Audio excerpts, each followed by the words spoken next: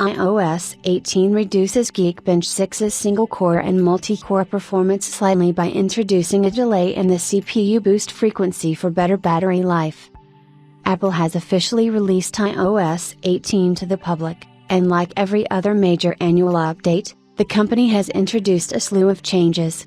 However, one area that was not touched on was an improvement in battery life that happens due to the CPU entering a boost frequency delay state.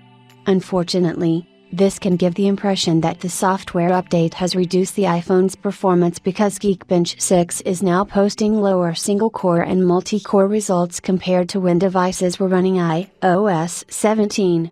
Performance reduction in Geekbench 6 will likely never be witnessed in real-world scenarios. The plus side is that users will experience better battery life with iOS 18 installed. Notable reviewer Geekbench has a habit of publishing in-depth reviews of consumer electronics, and his insights are well received because there is always some layer of information that was previously obscured and has now been brought into the light.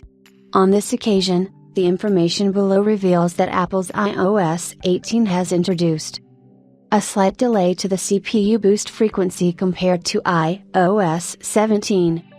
In short, it means that the A17 Pro and A16 Bionic, which belong to the iPhone 15 Pro and iPhone 14 Pro Max, respectively, will now have their performance cores touch their maximum operating speeds a little late.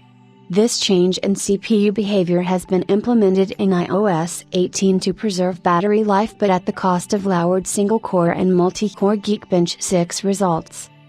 In the image above, you can see that with iOS 17 installed, the iPhone 15 Pro Max obtained a single-core and multi-core score of 2,999 and 7,779, respectively.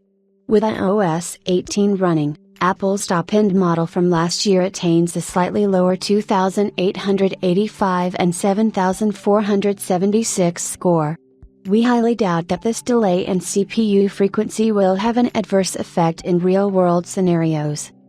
On the contrary, the battery life is expected to receive a decent boost. Sadly, iPhone users will now have to live with the fact that they cannot use Geekbench 6 to gain bragging rights over their device's performance superiority, not that they had to in the first place, but it is still worth mentioning.